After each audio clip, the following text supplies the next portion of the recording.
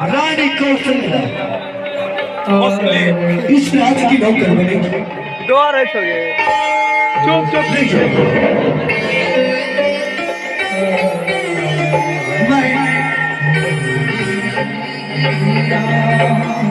मैं मंत्री,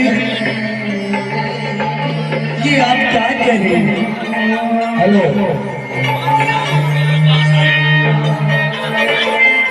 मैं मंत्री, ये आप कैसी बातें कह रहे हो? क्या सच में राम को राज्य मिलने के बाद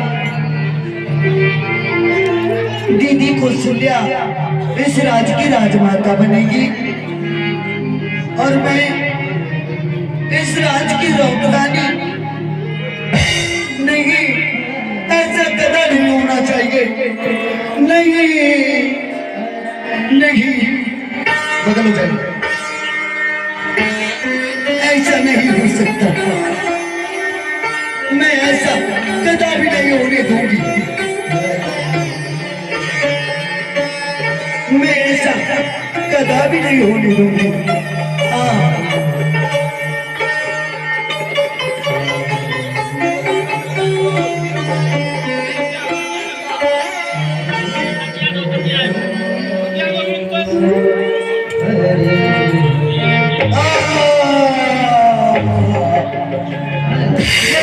सुनकर रानी की कई बेहोश हो जाती है और माई मंत्रा जाकर देखती है, रानी के कई क्या हो गया है? उठो, अरे कोई पानी लाओ, पानी लाओ, अरे कोई है, जल्दी पानी लाओ। छोटू चलिया, पानी लेकर दौड़ते हुए आ जाओ। अरे अरे कोई है इस रात में, अरे रानी के कई मर जाएंगे रे। अरे जल्दी पानी लाओ, अरे जल्दी पानी लाओ रे। अरे बाप रे, जल्दी पानी लाओ रे। अरे रानी के कई मर जाएगी। अरे बाप रे, ये लो पानी। ए रानी के कई मंत्रा रानी के कई के मुंह पर पानी मारती है और रानी के कई होश में आती है। हे भगवान,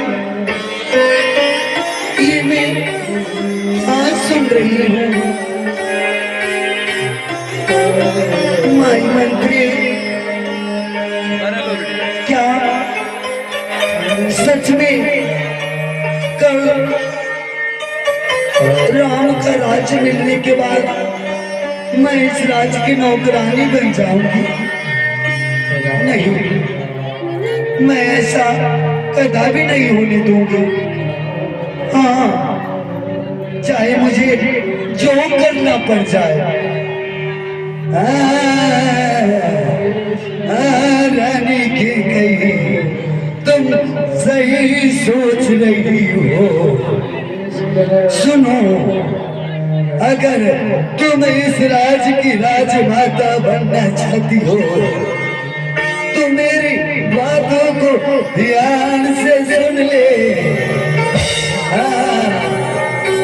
मैं जब भी सोचती हूँ तो तुम्हारे लिए अच्छा ही सोचती हूँ। माई मंत्री, आप ही बताइए कि मैं क्या करूं जो मैं इस राज की राजमाता बनूं? बताइए ना माई मंत्री, कोई उपाय बताइए। रानी के कही मेरे पास तो एक मुश्किल के 100 उपाय हैं। सुनो, मैं तुम्हें बताती हूँ, गौर से सुनो।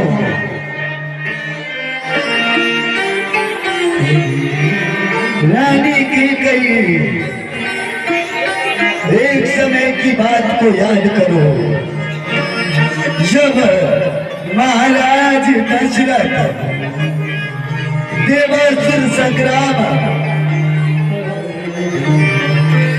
देवराज इंद्र के सहायता के लिए युद्ध लड़ने के गए थे। और उसी समय महाराज दशरथ मूर्छित हो गए थे। और उसी समय तुम महाराज दशरथ की सारथी बनकर महाराज दशरथ का प्राण बचाई थी। याद करो माई मंत्री। हाँ, ये तो सही बात है। जब महाराज देवासुर संग्राम युद्ध के लिए गए थे तो मूर्छित हो गए थे और मैंने ही सारथी बनकर महाराज के प्राण बचाई थी।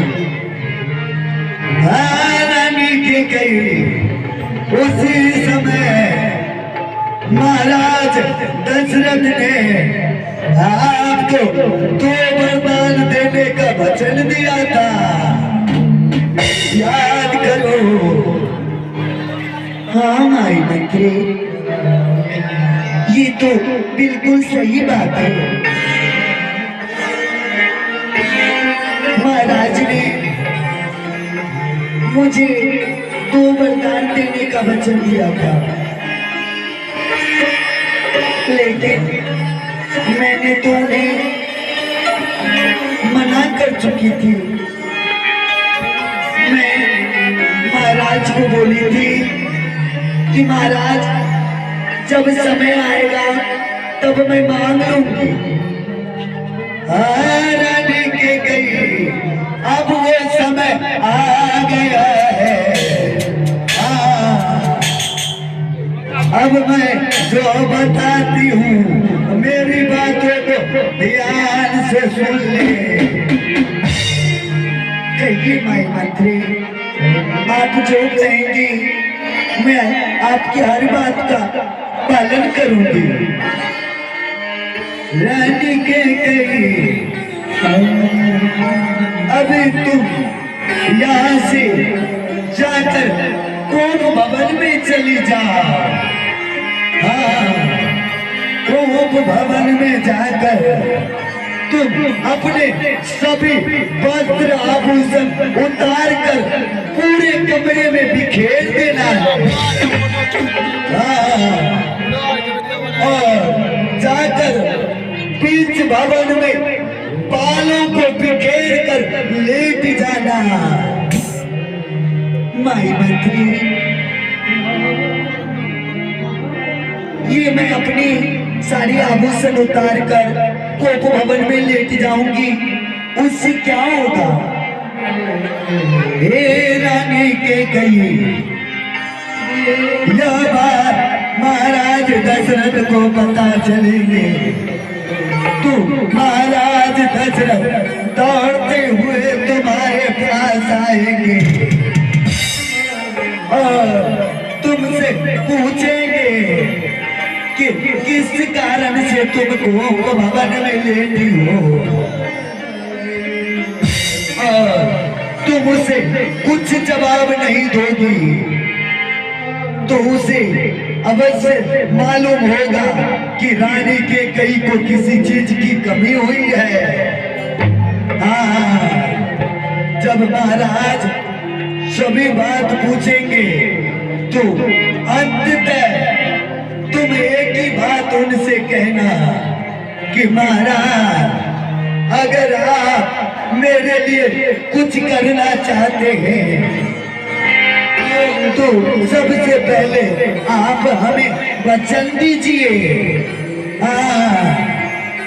और जब महाराज दशरथ तुम्हें वचन दे देंगे रानी के कई, तब तुम महाराज दशरथ के दिए हुए उन 2 वचनों को मांग लेना। माई मंत्री, वचन, लेकिन उन वचनों में मैं क्या मांगूंगी? रानी के कही पहले वरदान में तुम महाराज से मांगना कि कल राम का राज्याभिषेक ना हो, कल तुम्हारे पुत्र भरत का राज्याभिषेक हो।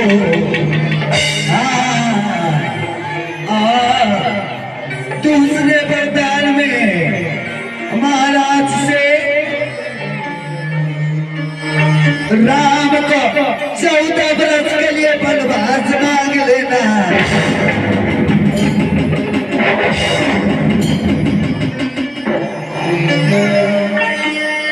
मंत्री, यानी कि जैसे आप कह रही हैं वैसे में मैं इस राज की राजमाता बन जाऊंगी ना? रानी के कही, क्योंकि जब राम 14 वर्ष के लिए वनवास को चले जाएंगे, उसके बाद तुम्हारा पुत्र इस राज का राजा बनेंगे और तुम बनोगी इस राज की राजमाता।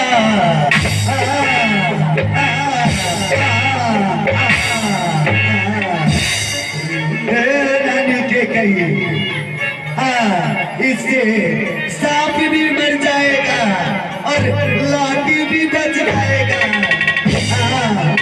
राम 14 वर्ष के लिए वनवास जाएंगे तो जैसे कहावत में कहा गया है, ना रहेगी बांस ना बजेगी बांसुरी।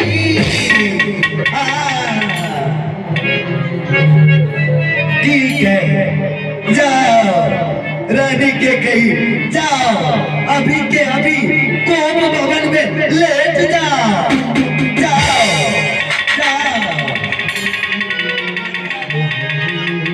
और इसी बातों को सुनते हुए रानी के कही के मन में सब पूरे विचार और भर कर चली जाती है।